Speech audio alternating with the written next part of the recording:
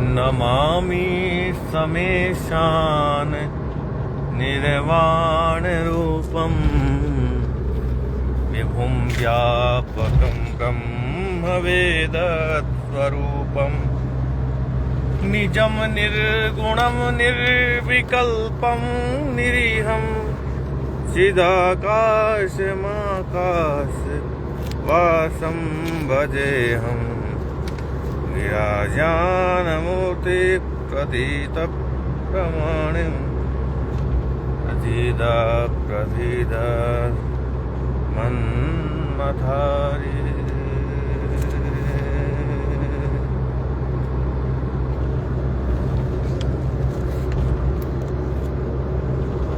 ये है, आइए देखते हैं हम सभी बुंदेलखंड एक्सप्रेस वे। यहाँ से बांदा, चित्रकूट, रायबरेली के लिए रास्ता जाता है और हम इस समय मुस्करा हमीरपुर से चढ़े हैं, बांदा की ओर चल रहे हैं। यहाँ पर 98 पॉइंट पे हम पहुँचे हैं और ये बहुत अच्छा बना हुआ है। इसके आसपास कोई आबादी नहीं है, बिल्कुल खेतों से गया हुआ है। दोनों तरफ खेत खलियान है। इस समय खेत खलियान साफ दिखाई दे रहे हैं, गेहूं कट गए हैं और गर्मी बहुत पड़ रही है। तो मन में आया कि बुंदेलखंड एक्सप्रेस वे से हम चल रहे हैं। बहुत अच्छा बन गया है, बहुत बढ़िया बना है। कहीं कहीं टूट फूट है तो तैयारी भी चल रही है और भीषण गर्मी है कि सोई, एक कवि ने कहा है कि सोई सत तन मन नहीं नाही पांचों प्राण, साक्षी मैं इनका सदा पूर्ण पुरुष महान सच्चिदानंद स्वरूपा, वेद तहाँ नालेश सदा अनवद्य अनूपा, कहते ब्रह्मानंद तत्वे जाने जोई, मिटे दे अभ्यास धन्य जानी नहीं सोई।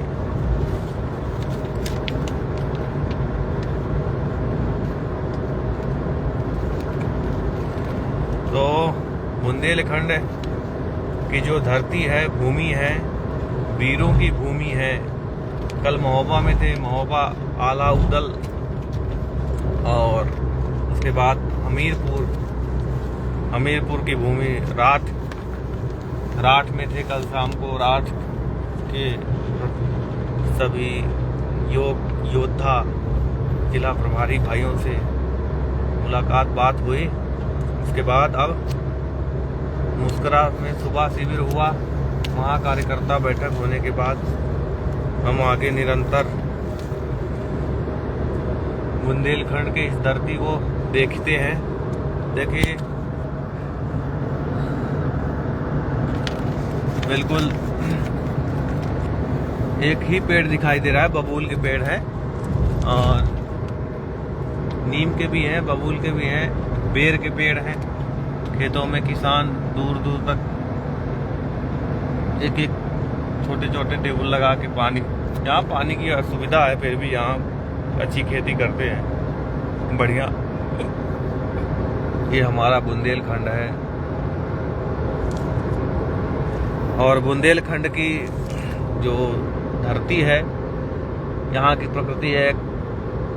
मन में आया कि कल महोबा से गुजरे, कबरई है, वहाँ पर खनन बहुत चलता है और पत्थरों की खुदाई चलती है, जिससे गिट्टी और डस्ट बनता है। तो मानव प्रकृति का दोहन बहुत कर रहा है। कल शाम को आए तो देखे यहाँ जंगल भी बहुत है, पहाड़ी इलाका है, जंगली इलाका है बुंदेलखंड का। तो इस बुंदेलखंड में हमने देखा पेड़ की कटाई बहुत चल रही है, लेकिन पेड़ लगाते बहुत कम लोग हैं। जैसे आप देख रहे हैं दूर दूर तक थोड़ा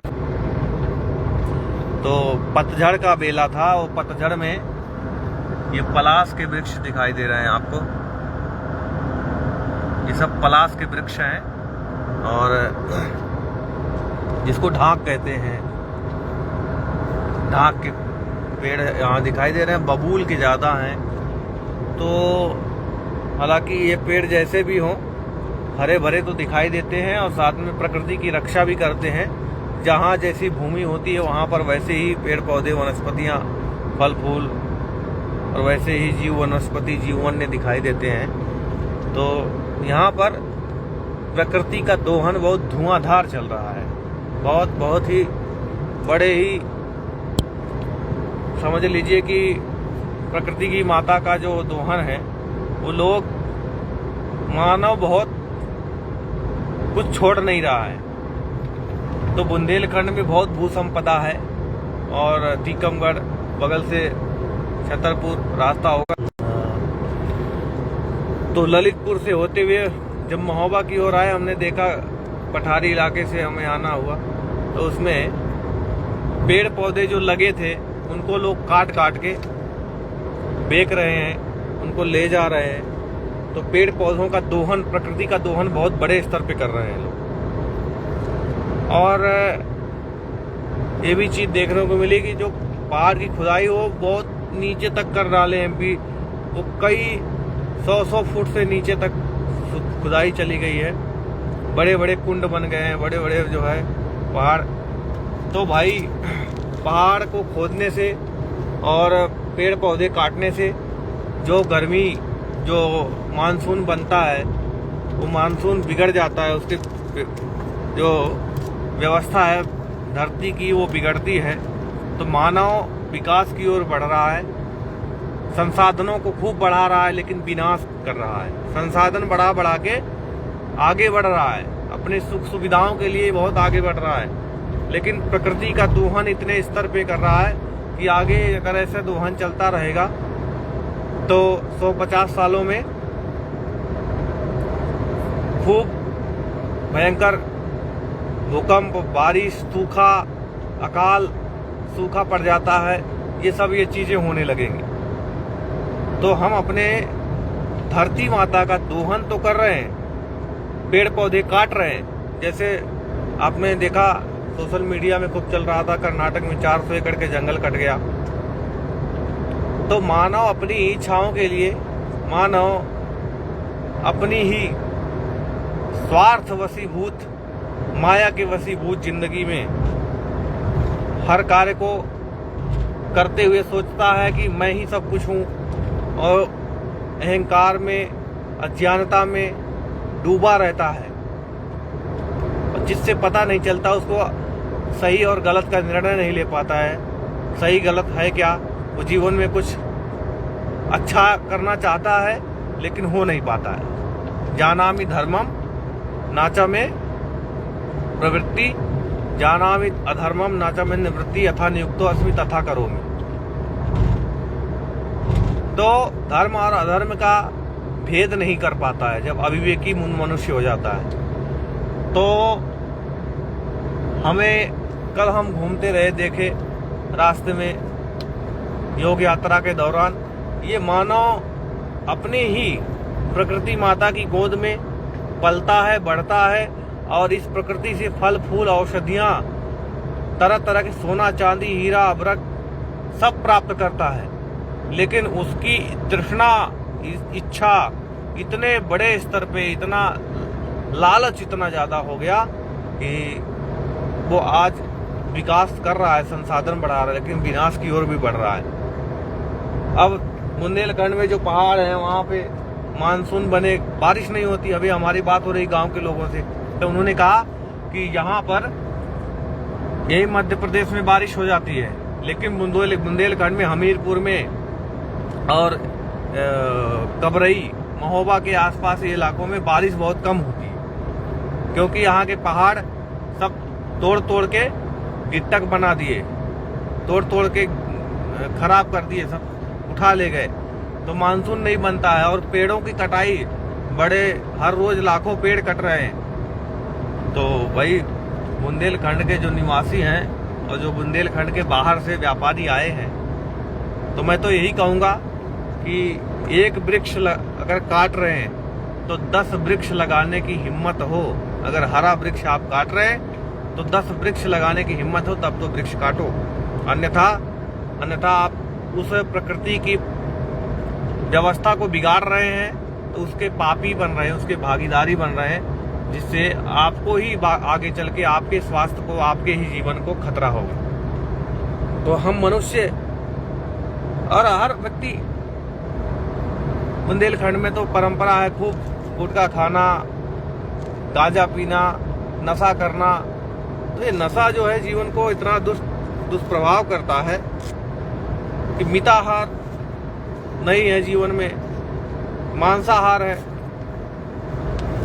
मतलब किसी ने कहा कि भाई हिंसा पाप है, सोचो निज मन साए, और कांटा लगे पैर में पैर धरा न जाए, पैर धरा न जाए, दर्द होवे मन माना, और जाके बीघो वान दुख को कौन ठिकाना। कहते ब्रह्मानंद दे सबको सुखदाई, जीव मार मत खाव दया को धरो भाई। जीव मार मत खाव दया को धरो भाई। भाई सबको तन बने और रजवीर संजोग, ताको जे भक्षण करें ते मुत खबना लोग हैं, और ते मुत खबना लोग उधर की कबर बनावें। घर में मुर्दा मरे ताही मरघट ले जावे। और कहते ब्रह्मानंद मांस ना खाओ भाई, भोजन विविध प्रकार करो जो है सुखदाई। भोजन विविध प्रकार करो जो है सुखदाई। और कुकर समझो जानिए जो नर खावे मांस, अमृत भोजन छाड़ करें कर हाड़ की आस, करें हाड़ की आस, और करें हाड़ की आस वीन जीवन को मरे। तज कर समता भाव विषमता उर में धराओ। कहते ब्रह्मानंद भलो हिंसक सौ सूकर, दो भोजन जो करत सोई गीदर और कुकर, है ना, कि भलो हिंसक सौ कुकर सौ सूकर, दो भोजन जो करत सो गीदर और कुकर। तो भाई मांसाहार मत करो, मांसाहार करोगे तो जीवन बहुत ही परेशान होगा। ये बुंदेलखंड की भाषा में ये कविता थी, स्वामी ब्रह्मानंद जी का है। और भी है कविताएं इसमें।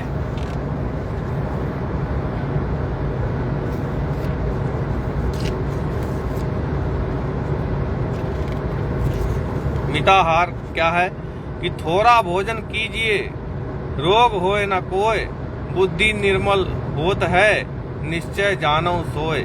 निश्चय जानो सोए, अधिक निद्रा न आवे, स्वाध्याय और ज्ञान तुरंत चित्त पर चढ़ जावे।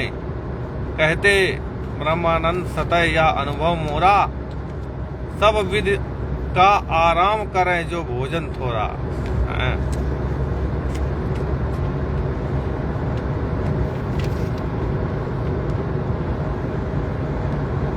अब पाप पुण्य नहीं समझ में आता है। लोग कहते पाप पुण्य क्या है। कहते हैं, कई लोग देख रहे हैं, नीरज जी, अरविंद जी, मुन्नी लाल जी, कई लोग देख रहे हैं, सबको प्रणाम। पाप पुण्य को पहचानो भाई। ये देखिए बुंदेलखंड में हम चल रहे हैं कि चांडाली पापन वसे, करने में भय होए, सुनने में लज्जा लगे, दुख छपरी होए, दुख पछारी होए। दुख पछारी होए, पाप सोई निश्चय जानो, जग अपकीरत होए, गलानी उर में आनो। कहते ब्रह्मानंद पढ़े सिर जम के डंडा, और तासों सीधे चली बचाकर पाप प्रचंडा। जानो सोई पुण्य है करने में हर्षाय, शुभ करनी सुने पुर आनंद अधिकाय। पुर आनंद अधिकाय पुण्य है सुख को कारण, और जग में कीरत होए, कर्म शुभ करें जो धारण। कहते ब्रह्मानंद अंत में हरि उर आनो, पुण्य करो नर यहाँ दो, लेकिन सुख जानो।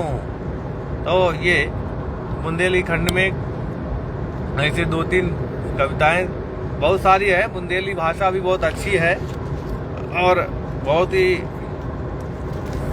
सुंदर भाषा है। और देखो जो